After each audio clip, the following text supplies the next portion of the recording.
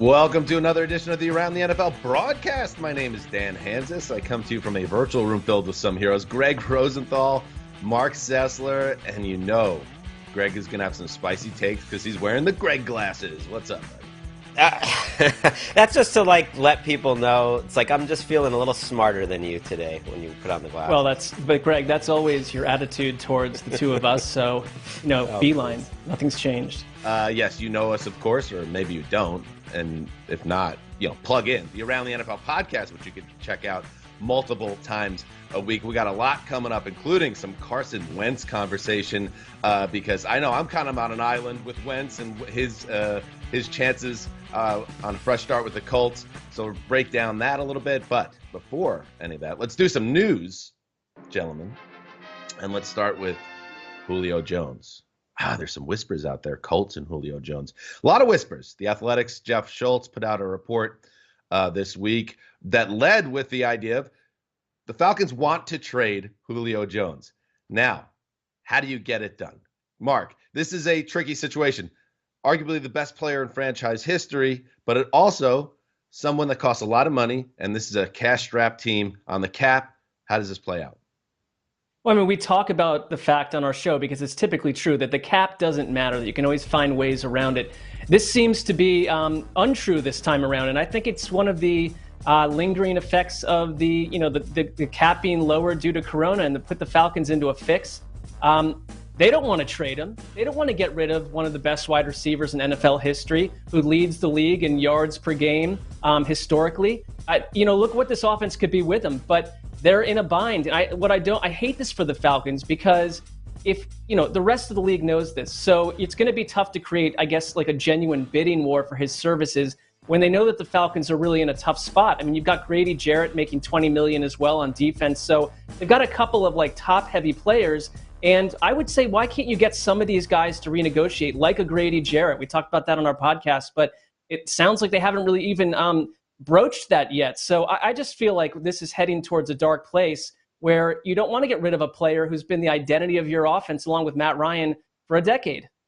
But the fact they haven't renegotiated with Grady Jarrett or haven't been aggressive in trying to sign him to a contract extension tells me they do want to trade Julio Jones. I think there's a lot going on here behind the scenes that we don't know about. I got some feedback after we talked about it on the podcast, and I just get the sense, for whatever reason, the Falcons and Julio Jones are ready for a divorce. And I think that really changed this week. Once I read that article by Jeff Schultz, I thought, oh, Julio's really gone. This is the biggest story in the NFL to me because I don't think Aaron Rodgers is going to get traded. Now I think Julio will. I think it's unsatisfactory. I'm not sure entirely what's going on, but I think they could have been a top 5 offense with Julio Jones on the roster. You got Hayden Hurst as a backup tight end. You got Kyle Pitts. You got Calvin Ridley, who to me is a true number 1 type receiver too, and Matt Ryan and Arthur Smith. You could have had a lot of fun, but now I'm at the point that I'm with you, Mark. I think they're going to sell. I think they're going to sell low, and I think there should be a lot of teams that should go get Julio Jones and change their outlook for the 2021 season. Well, there is the money side of it. And a lot of teams would love to have Julio Jones, but can you squeeze him in under your current salary cap? And you would have to then look at your own players and how do you make room? But you're right. I feel like with a guy at this skill level, with his pedigree, if you're looking to take the next step as an offense, if you are a team that fastens yourself a Super Bowl contender, if you're a team that's kind of in the middle and you think you need that extra bump, Julio Jones. Now, that's it. However, boys, is Julio Jones still Julio Jones?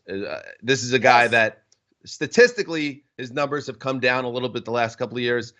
Injuries continue to be an issue. He's not getting younger. Every day he gets older, just like Mark. Does this become a situation where you trade for a guy expecting 2017 Julio and you get more of a broken down player?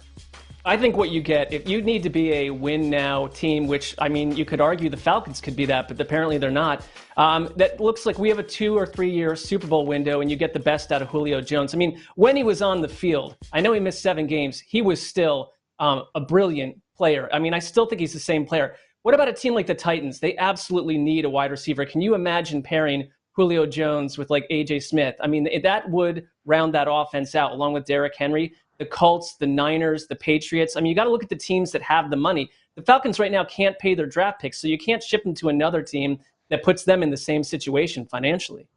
The Raiders are another one I'd throw out there, but I think you hit on the ones that make a lot of sense to me. Patriots, 49ers, man, they're sneaky thin at wide receiver. They have Brandon Ayuk and Deebo Samuel, who are great, but a little injury prone and young, but they have no third receiver. He played Julio Jones with Kyle Shanahan, of course, in Atlanta. And to answer your question, Dan, I think he was a top 5 receiver last year when he played. And the production was really there. He played 9 games, but when he was out there, that's a Mercedes gliding down the highway. I'm feeling good about bringing Julio Jones to my team, especially if it's for a second-round pick. I think it's a total bargain. It's a Mercedes as long as the engine is running. I'm just saying there have been some breakdown issues here, and his numbers have ticked down slightly, so just slightly, but still at an elite level. I mean, I would love him on my team. There's probably a dozen teams that it makes sense, maybe more, and it looks like it's going to happen.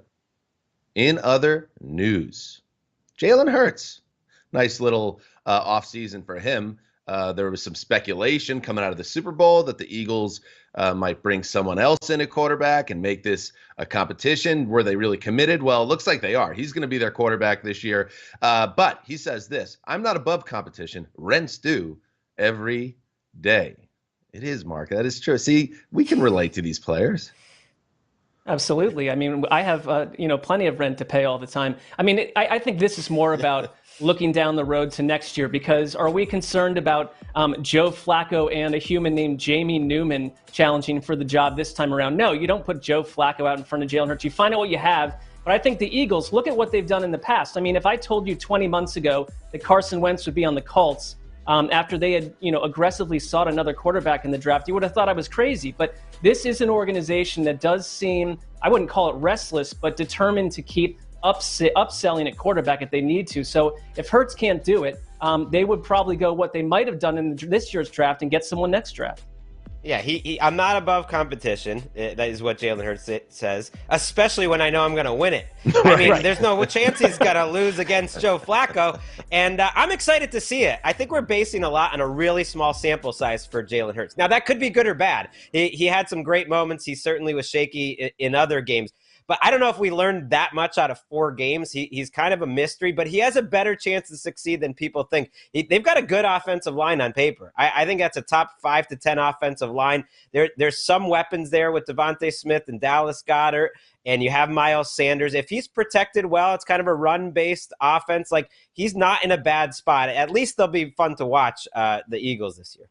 I'm with you. I think they set this up nicely, the Eagles, and there are other aspects of this organization right now that I have questions about, and especially internally, and some whispers of dysfunction that you hear. But on the field, this feels like a good spot where the Eagles are right now in terms of their player development and the Super Bowl window, which they're not quite at that group. So why don't we get a look at this kid, see if he can play, and then if he doesn't play that guitar, you look at other options. Makes sense to me. Speaking of, you got to learn how to play the guitar. You're always talking about playing the guitar. I'd like to see you crooning. You got some nice vocals. We've heard them on the podcast. I could play Glycerine by Bush. So does that count? Does that mean I can play the guitar? That's a question you have to answer. Anyway, another quarterback, Blaine Gabbert. Bruce Arians is a big fan of his backup quarterback. Bruce Arians said this week on the Pewter Report podcast, the Bucs podcast, that Gabbert is the most underrated player in the NFL. Now, I'll set this up. Mark, look at that face on Gabbert. That's a good-looking man, and he looks the part. He's straight out of Central Casting as like stud QB. It hasn't worked out. He was a former top 10 pick with the Jags years ago, and he bottomed out. Do coaches just fall in love with Gabbert because he looks like a star? Well, that's a great point. I think that probably has been happening for a long time. We know that happens in baseball too. I mean, I think Arians falls in love with guys. He was talking up Gabbert in Arizona in 2017. I remember one time back in 2003 when Arians was the Browns offensive coordinator and they had Kelly Holcomb. I was at a sports bar with my friend and these two girls walked in with like all in Browns garb and one of them in a big Cowboys hat. And we were like, who are these two? And one of them was Bruce Arians' daughter. And we ended up talking to her for like 2 hours. And she was just like, Kelly Holcomb is the dude. I mean, I think it's just like Arians locks on to guys and obsesses over them and enjoys them and loves their traits. So I think Gabbert's one of those people that he believes he can coach up. I think he's just feeling himself. That's why I love Bruce Arians in the first place. He's always feeling himself. Like, I know what he's feeling. It's like he thinks he can turn any quarterback into wine, especially after he just won the Super Bowl. It's like as confident as Bruce Arians was before that, like he is going to be a lot of fun to watch this year. I still feel like Greg's feeling himself, Mark. He's got a hoodie on. He's not shaven. He's wearing his glasses. No contacts necessary. He's just saying my analysis is going to be so spot on. I'm just going to be a regular guy today on TV. It's about what's within. Forget the veneer. We're throwing all that I am stuff the aside. two-time defending locks champion here, so I'm confident. Coming up next, rookie QBs. What are the expectations for these young players? We talk about it next on the broadcast.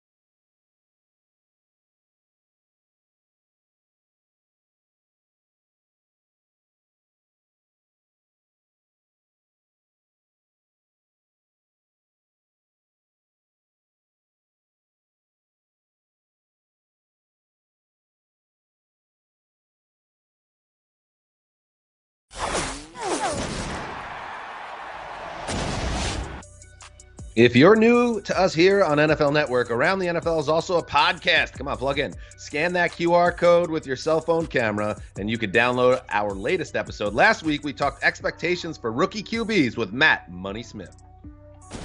Let's, since we're talking quarterbacks, let's start with pick one. Pick one of 259, Trevor Lawrence. Really interesting to imagine where the Jaguars end up this season if they get legit quarterback play, which is in line here potentially. So let me throw this out as a rookie season for Trevor Lawrence, and you guys tell me over under. Is this in the ballpark in your mind, or is this way out of line? First of all, he's starting. I'll say 16, 17 games, 16 and a half games. All right. 28 and a half touchdowns, 13 and a half interceptions, 4,200 yards, 95 passer rating. Am I crazy? Is this too optimistic, or should we look at him as emerging as something close to a star, something Herbert-esque right out of the gate? I'm going under with those numbers. I mean, expecting, and those are similar, but a little lower than what Herbert did last year. That's a lot to ask. I mean, even Joe Burrow, who was playing pretty well last year, wasn't going to get to those sort of numbers. And I still have questions about how this Urban Meyer thing goes and the talent around him in Jacksonville. It's not like they're loaded there. I don't think Lawrence is landing in an amazing situation. I think he's landing in a pretty typical situation for a number one pick. I don't know. I mean, Baker Mayfield started fewer games, threw 27 touchdowns, had 14 interceptions and 3,700 yards. So if you're giving an extra game, 16 and a half starts you gave him to Trevor Lawrence, I think you're in the ballpark, and I wouldn't have a problem with the way that the NFL operates offenses right now. Yeah, I think I'd lean under. I feel like Herbert's season was such an outlier. In terms of just those numbers, we don't see them, and I think in terms of Urban, he's such a maniac for winning. And I could see him trying to minimize mistakes that are inevitably going to come with rookie quarterbacking, no matter how good a prospect they are, because, we saw that in a lot of those Charger games. As great as Herbert was, late game situations tended to get away from him a little bit. And a lot of that could be because the defense wasn't playing well and maybe he felt like he had to do too much, but they don't have a good defense in Jacksonville. I don't think they have a great offensive line in Jacksonville. So I could just kind of see Meyer trying, especially in that division, right? Kind of being able to envision, I know we don't have the roster right now, but maybe this thing's gettable at 8-8. He's talking about running the ball a lot, and that's going to keep the numbers down. But what if we move Tebow? Forget about this fullback nonsense. Why don't we just move him to right guard and just see how that goes? Have him drink a bunch of shakes, get him up about 100 pounds, and let's fly. Plug him right in. Text him right now, Money. See if you want a roster spot, maybe offensive line. I mean, if you have not, it sounds like you haven't texted Tebow in quite a while. That would be an odd way to get back in touch with him. But if you type in Tebow on your phone right now, Money, does it bring up the most recent text? And how long ago was that? It does not. Wow. What's funny is I don't see it in here. Ooh. Tebow's blocked, Money. Maybe he was able to send some sort of electronic pulse. Zapped his contact from my phone. By the way, when I was setting that line for Lawrence, I did go back and look at what Andrew Luck did, which is interesting because everyone says that Lawrence is the best prospect since Luck. Surprisingly, and it's a bit of a different era at this point. This is 2012, but 23 touchdowns, 18 interceptions, completed just over 54% of his passes, passer rating of 76.5. They went 11-5 though. And did a lot of good things doing it. And that's the type of thing where I think that's a realistic expectation. Lawrence could look really good, and still his numbers might not be. I guess part of the reason I didn't set it in that area, Greg, is I know the game is played differently now, and it's more offensively inclined. Anyway, Justin Fields. Let's hit some of these quarterbacks. Justin Fields, I just want to talk about playing time here. 12.5 starts. He is, of course, way too low. First round pick of the Bears. Andy Dalton is in the building. Easy over. I agree. I thought that sounded about right. I can absolutely see them starting Dalton for 3 games before pulling the ripcord. But we do this every year. What week will quarterback X start? And the conservative approach is always week 6, week 5, and then the team gets its butt kicked in week 1. And bang, that guy's in there in week 2. No one has a patience for 50 days of Andy Dalton, I promise you. I think the difference with Fields is just his disposition, his leadership, Like that's some of the things that really make him special. You hear the way teammates gush about him. So I just think Andy Dalton can't overcome that. To me, he goes into that building, he takes over that team, he takes over that quarterback room, he becomes their savior and their leader of this new era of Bears football. And I think they're just, to me, the coaches, they'll have to go with him. I think he will inspire confidence in that team that Andy Dalton just simply can't. All right, you've convinced me so far. Yeah, I'm going over. The two of you have convinced me. Yeah, right. I'm kind of with you. I think all that was well said. I'll hit the over there too. Here's a tougher one. Trey Lance. I got him at 8.5 starts. I'm going over. Jimmy Garoppolo in the building. The more I've thought about this, the more I think he's got a real chance to start week 1. And that it'll be sooner than later. I think it's all going to be up to him. If he looks awesome and he's picking up the offense and he gives Kyle Shanahan some different options, I think he's got a chance to play early. I'd be interested to hear what Money has to say, because I mean, from a college angle, he's a little bit of an outlier in terms of how many passing attempts he had in college. So it's like, but you hear that he's, incredibly like intellectual pre-snap, all there mentally. So if he's able to do it, I would go over, but I would always go over in these situations with the rookie quarterbacks, because I just don't think you go get this guy and do what you did without thinking in your mind, there's a great chance he starts 14 or 15 games for us. Yeah, I'm with you, Mark and Greg. I think he starts, because, and look, what is Shanahan so good at, right? It's disguising, it's winning the play before the ball is snapped. And like you said, I mean, what you hear about Trey Lance is just such, a smart guy, someone who's able to diagnose, was asked to do that, to check in and out of plays from the quarterback position, even though it was at North Dakota State. I would be really surprised if he didn't start. I've got to believe they're still crossing their fingers that there's a way to move Garoppolo, that they can get, recoup some of that draft capital they lost from a desperate team that unfortunately sustains an injury in training camp or preseason. So because look, I think you can design it, right? You can kind of do what the Bills did with Josh Allen, where you don't have to throw the ball 30 times a game. Yeah, exactly. He's done it before. I think that's sort of been lost on this, that, when I was thinking when I was calling Herbert the best rookie season of the last 2 decades, number 2 is probably RG3 same year with Andrew Luck. And that's Kyle Shanahan. That, he threw 20 touchdowns, 5 interceptions, rookie of the year, RG3 with Shanahan. If he can do it for RG3, I got to think he's ready to do it. I wonder if, because I think we're all in agreement that the 49ers have a chance to be very good this season, and it's not all on the quarterback. It's because it's just such a well-rounded roster. They got killed by injury setbacks last season, and you would think with steady quarterback play and all these other pieces that they can win a lot.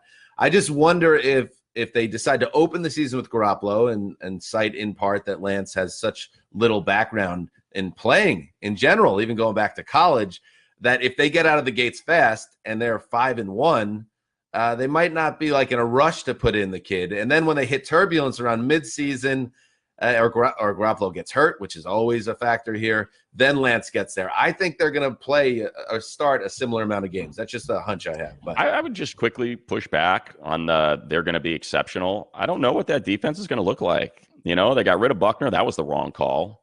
I don't think Armstead's been as good without him. I think, Kinlaw was average, to just maybe even below. He started to come on a little bit toward the end of the year, but that didn't seem like an adequate replacement for Buckner. And that was a strength, man. They got that push up front, and that was just kind of what caused everything else to operate. Everybody celebrated Robert Saleh for being the brains behind that defense and coordinating that defense. He's gone. I don't know what his replacement's going to look like.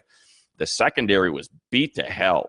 They look pretty rough in the secondary. They're now supposedly talking to Richard Sherman. That looks like their weakness, but they coached them up. I mean, they didn't have Nick Bosa last year. They didn't have a lot of their best players, and they coached them up. I kind of think maybe the scheme and the system prevails there, even without Saleh. All right, coming up next, another fresh start for the Colts at quarterback. Fresh start for Carson Wentz. How confident should we be in the former Eagles star as he begins his maiden voyage in Indy? Up next.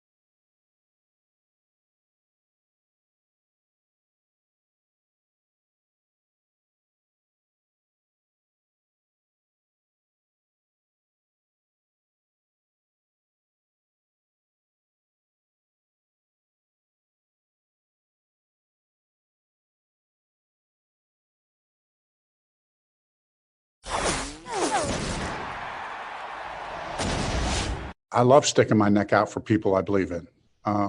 So yeah, I'm willing to put it on the line for players that you believe in. I believe in this team. I believe in Carson. Yeah, I feel good about it. I do know that, his play will reflect, the work that he does. It'll reflect the work our team does. It'll reflect the work that our staff does, all in preparation. So, but I don't mind being the point person on that. Boys, that is not lip service from Frank Reich. I truly think he believes bringing Carson Wentz is going to be an upgrade for them. He believes that Wentz can recapture the glories that they shared together in Philadelphia when he was nearly the MVP in 2017. Do you believe it? I think I have my answer in my head, but I want to hear it from you guys right now. Greg, you first. Well, I know you're on the Wentz wagon. I'm not. Now, this is putting me in a tough spot here because this is me on the Wentz I've never wagon, truly. I like it. It's a little rocky. It's been a rocky ride. It was good back in 2017, but even back then, I never totally bought in because he was not that accurate of a quarterback, and that's what I love out of quarterback. And now he doesn't quite have the same athleticism that he used to before he tore his ACL. He always reminded me of a little lower tier Cam Newton. I'm talking about Cam Newton at his peak. And now he doesn't have that athleticism. But then I combine that evaluation with mine of Frank Reich, which is as a play caller, I think he's somehow still underrated. I think I'd go Kyle Shanahan, Andy Reid, and then if I'm constructing an offense, Frank Reich might be my next guy. So if anyone can do it, it is Frank Reich. It'll be fascinating to watch. That's what I like about it. I mean, we are in the off-season of reclamation projects at quarterback. You've got Jameis Winston. You've got Sam Darnold. I think Wentz went to the best possible spot. And it kind of reminds me a little bit of what made him successful, back in 2017 with the Eagles when he was on an MVP campaign before the injury. They had PFF's #1 offensive line. They were third in rushing. Remember how LeGarrette Blount used to be destroying teams in the third and the fourth quarter? I remember a game against Washington on Monday night when he threw 4 touchdowns. We had Colleen Wolfe, Eagles fan, on our pod the next day, and she was glowing because he looked like a star. He looked like an MVP. So he's kind of like, the down on his luck detective back with his old partner in Frank Reich. So that part of it I like, Dan. That could get me to become a Wentz head. But I also just take in what we saw last year and wonder, is he that guy? Is he still that guy? I mean, part of it is mental, but maybe he's in a much better place. So in the end, your argument could be correct. Listen, here's the thing, and this drives me crazy, especially with Rosenthal, who watches every snap. So does Mark. But Greg, really, for some reason, has blocked out the 2019 season. He was solid. He acts like solid. Carson Wentz, and everybody says it. It is the narrative. Oh, Carson Wentz, he was good in 2017. Can he be good again? Well, guess what? In 2019, he put an Eagles team on his back the last month of the season. They won 4 straight games to make the playoffs in 2019. And he was completing passes to receivers that weren't even on the 53-man roster. I think in his last game, he had 16 completions to guys that weren't on the team in week 1. It was a heroic performance at quarterback. He gets knocked out in his first playoff game on a concussion, on a questionable hit by, I think, Jadeveon Clowney. But people just wiped 2019 out. Maybe it's pandemic. Maybe people just said too much has happened since last March, so I'm going to pretend 2019 didn't happen. But it did. Carson Wentz was good, and that was after the knee and the back and all that stuff, and he could be good again, maybe great. But here's the thing. Part of the reason they were in that position was because he struggled in the first half of the season. And you're right. He was fantastic down the stretch. And that's him throughout his career. I think, though, like, what is the bar of you being successful here? And to me, it's something I'm going to introduce here. It's the Phillip Rivers line. Or we need to work on the name here. Maybe it's like the Rivers Edge. The Rivers. Can he cross the Phillip Rivers? We have the Dalton scale, but this is the Rivers Edge. If Carson Wentz beats Phillip Rivers in terms of numbers, in terms of 4,100 yards, that would break his career high. If he goes 7.7 yards per attempt, which is what Rivers had a year ago, that's right there with the MVP quality season Wentz has had. So to me, it's a higher bar. It's a bigger river that he has to cross than you admit, Mr. Anders. Well, you also tend to overrate and overinflate Phillip Rivers' Indy season, but that's another conversation. He was good. Dan, what I'm talking about when I mentioned 2017 was that he was put into a really good environment. And I think he's in a really good environment too. Had gone to the wrong team, I would have trouble with Carson Wentz. He was in a terrible situation last year. And we would argue, is this a Carson Wentz issue? Is it a Doug Peterson issue? Is it the two of them together? And we couldn't really come to an agreement on that because it's mysterious. But he's back with a coach that he loves and a coach that totally believes in him. I think Carson Wentz needs that kind of support from a coach. Just from what we've heard of him, from a locker room standpoint and everything else, he needs undying support. He has it in Reich. Arrow up. He needs Julio Jones. Speaking of quarterbacks with great support systems, Baker Mayfield. Coming up next, we open up the glossary of terms, and Baker and Odell back at it again in 2021. Is the chemistry going to work? Are you nervous, Mark Sessler? Up next. No. Oh, he got it.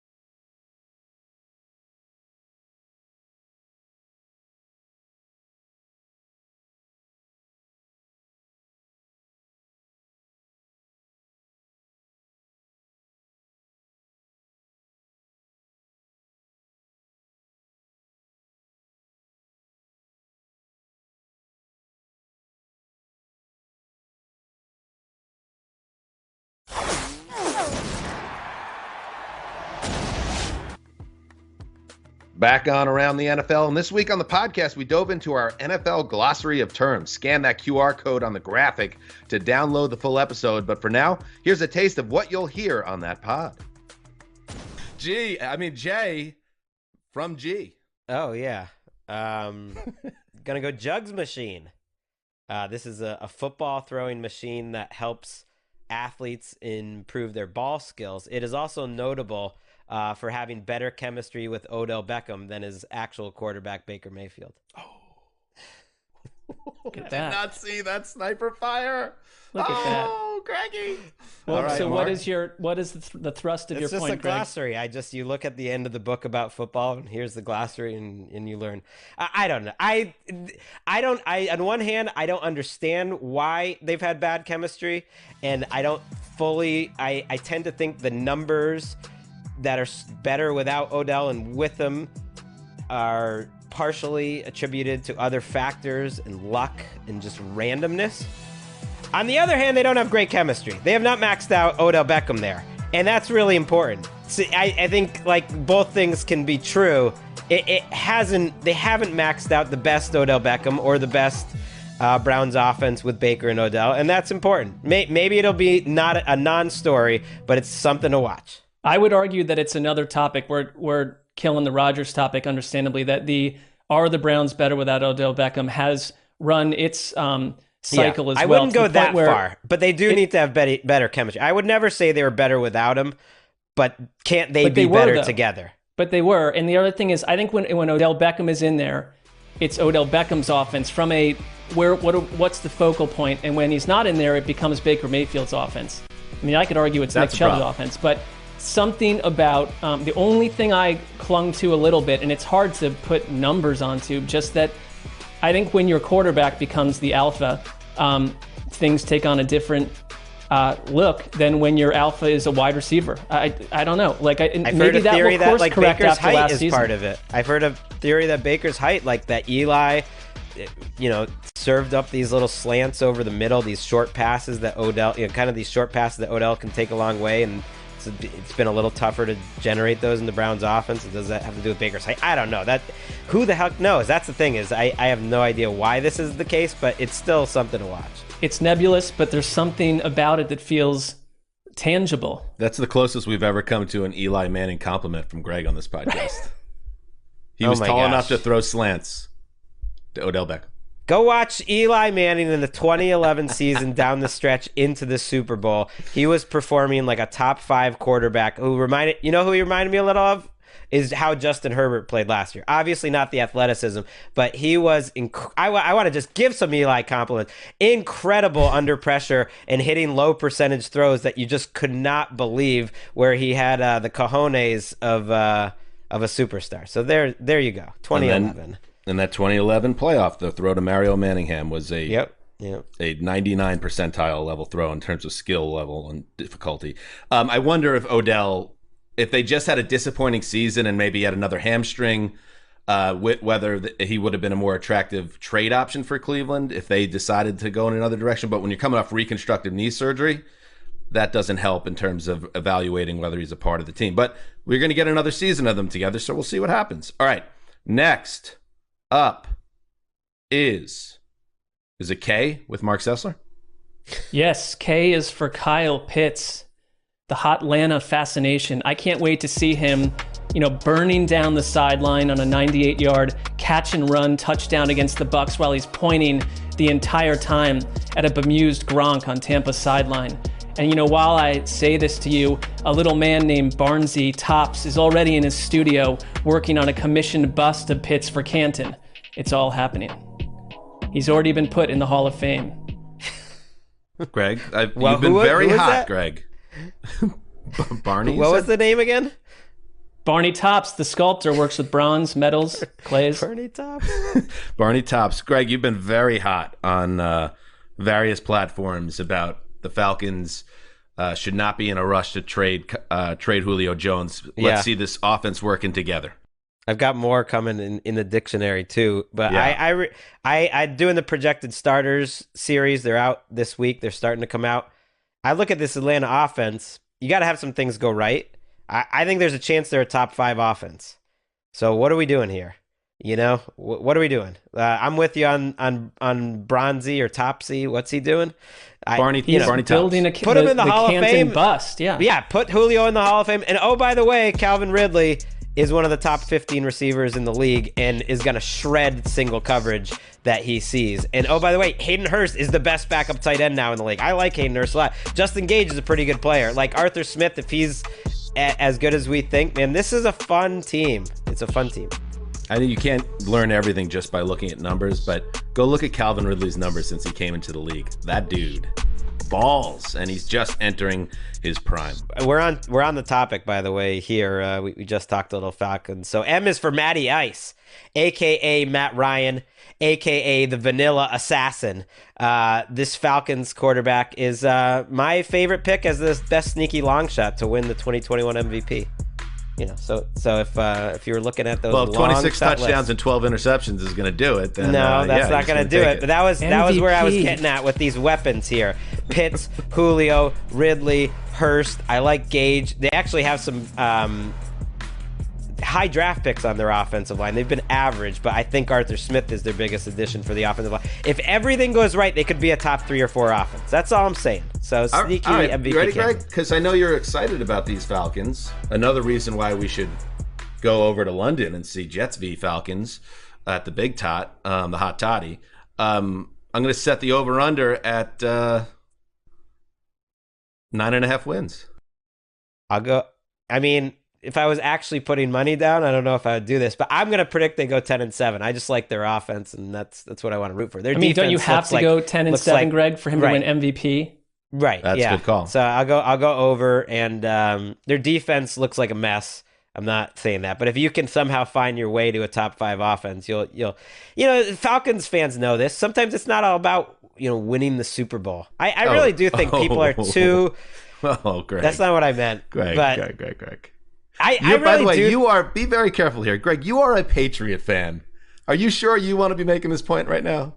I think being a sports fan is more than just if your team won the Super Bowl at the end of the season. I think Falcons fans would tell you when they look back at the Deion Sanders era, when they look back at the Michael Vick era, that those were like special teams that were entertaining and fun to watch, and they didn't end up getting anywhere. And it's like that still brings a lot of value.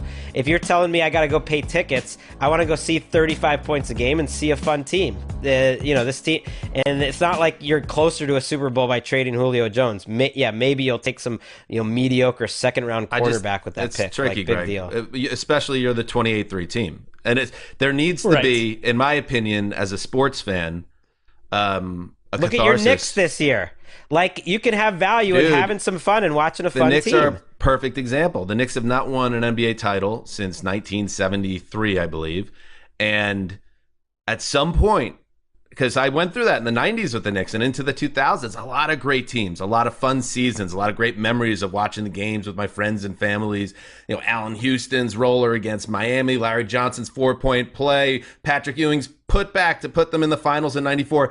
But at some point, you got to get over the hump, and you got to win one. And the Falcons but what fans, does that have to do? In the meantime, let's be entertaining. I'm just saying, Falcons they're fans obviously don't not need to going to hear win from it a this year, Patriots regardless. fan that winning a Super Bowl is not that important. That was all. I'm not saying it's not so important. Greg, you're making the point that entertaining sports teams are more enjoyable than those that don't entertain. Okay, I'll accept that. I'm saying there's a lot of value in sports of teams that don't win the Super Bowl. You're telling me the pack. What are we doing here then? We're all miserable. 31 out of 32 fan bases thought that whole exercise was pointless every year. But the PSA is coming from someone whose team has won a billion Super Bowls. If it was coming from someone that had never experienced that and was saying, look, I'm telling you, it's still so much fun, even though we're a Jets fan, we've never won the Super Bowl in my lifetime. I'm having a ball. It's all that matters is the fact that they're entertaining me every Sunday vaguely. I mean, you have to win a Super Bowl at some point if you're going to follow a team for 45 years. There's value.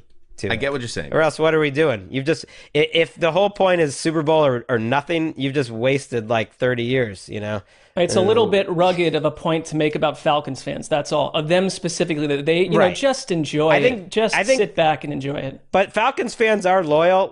They've been through it all, and I think they would agree with this on some level because they have had these really entertaining teams that have made impact. I would throw the 28-3 team, unfortunately, in there. Like the Deion teams and Vic teams that, they had their moment. It was fun, even if they didn't win it all. Listen, you didn't get that Super Bowl victory, but you had the too legit to quit era, Falcon fans. So everything's fine. Dirty Birds, that was a fun dance. Look at that sharp NFL podcast shirt. Wow, Zeuser. Coming up next, yes, there are holes that are obvious on team rosters. How about some not so obvious holes? Coming up next on the broadcast.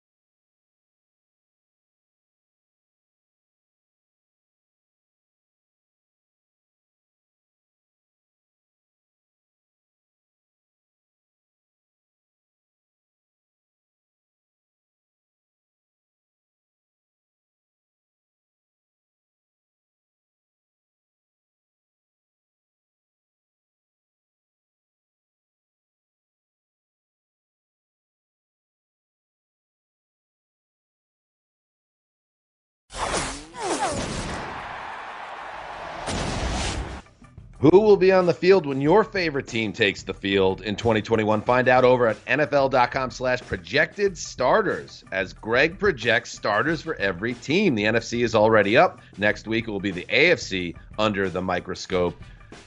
So with that in mind, nice little Greggy pop in the biggest of all spots on the big network. Let's talk about some teams that have some, not so obvious holes on their roster, starting with you, Mark.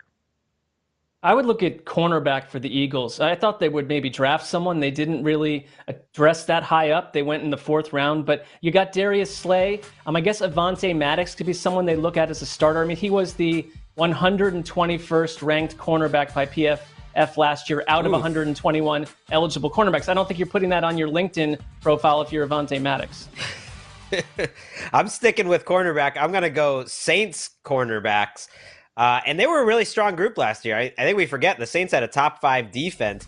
I don't see them being a top 5 defense anymore. They lost a couple cornerbacks. They drafted Paulson Adebo in the 3rd round. And I looked at this roster. I don't see anyone else who can even start. Marshawn Lattimore has not quite been the same since his first year in the league. And so this Dennis Allen defense, you remember they were once 31st, 32nd in points allowed, and they stuck with them, and they were great last year. I think they come back to the pack because of their secondary.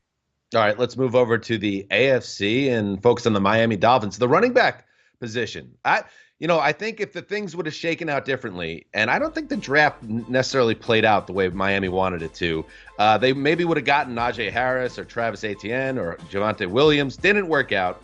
So they have Myles Gaskin back there, and he was okay last year. I'm wondering what you guys think about him. But is that going to be good enough? I know we're excited about the wide receivers and Tua in year 2, but running back, I'm concerned about it. Mark. I would go to Jets quarterback situation behind Zach Wilson because, look, if anything goes wrong, you've got James Morgan and Mike White, so it's like, I could see them potentially going and looking for a veteran, when cuts happen, especially if the Niners find someone like Nick Mullins is available. I mean, a familiar face. Why not? That is not so obvious. Quarterback in like 20 years, so that would be probably a smart thing to do. Greg? Not a lot of pop with the Jets backup quarterback situation. Not obvious. I'm going to say a little more obvious, which is Arizona and their cornerback situation. You signed Malcolm Butler, who I like, but that's your number 1 cornerback. Your number 2 quarterback is Robert Alford. He's played 2 games in 16 years, in the last 2 years, rather. I think it's a league of wide receivers and cornerbacks right now. They always say it's like football starts up front. It starts on the lines. Right now, I don't know. I think you need a lot of wide receivers. You need a lot of cornerbacks. And the Cardinals don't have any cornerbacks. I think they could get filleted in that NFC West. Look at Rosenthal locked in on the secondary. That's a football man. I'll close it out with wide receivers for the Tennessee Titans. It's still there. Ryan Tannehill's still there. Derrick Henry, A.J. Brown. But Corey Davis left for the Jets, took the bag. Adam Humphries, they didn't bring him back. They have really no solution, I feel like, at the number 2 wideout and at slot. So that it feels like they're a little thin there. Maybe they like their internal options, but that feels like something that they can look to address if there's somebody out there. Julio Jones. Yeah, they're really testing this whole Ryan Tannehill as a top 5 quarterback theory. We'll find out this year. It's going to be a little tougher. All right, coming up next on the broadcast. Oh, we do it every week. We share the vibes, weekend vibes, that is, including why we're hitting the gym this weekend. In a safe, socially distanced manner, of course.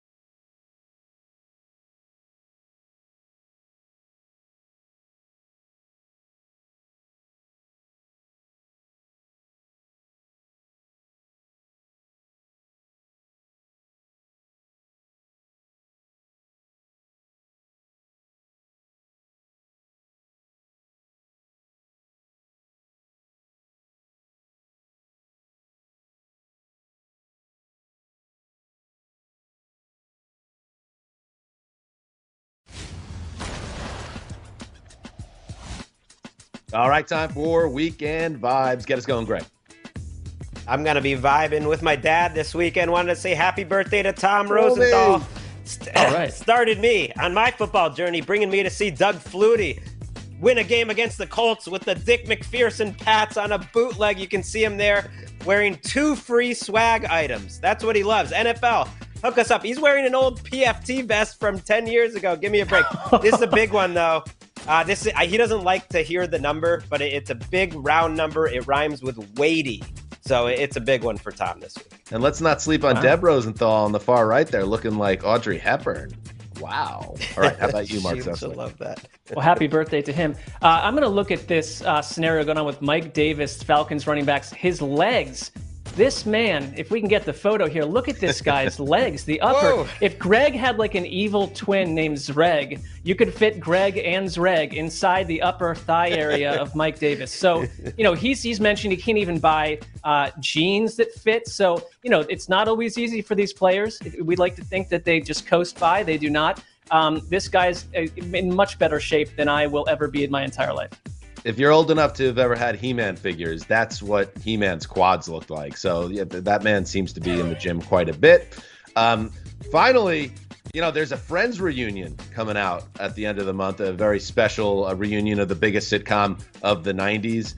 And I was just thinking, Aaron Rodgers, Brian Gutekunst, the GM, maybe they just binge watch Friends, cap it with the reunion, talk about how worried they are about Matthew Perry, just be able to really chop it up together. And think about this, Aaron Rodgers, 38, maybe just missed the Friends thing, but Gutekunst, 47. He's a Gen Xer. He related to that show.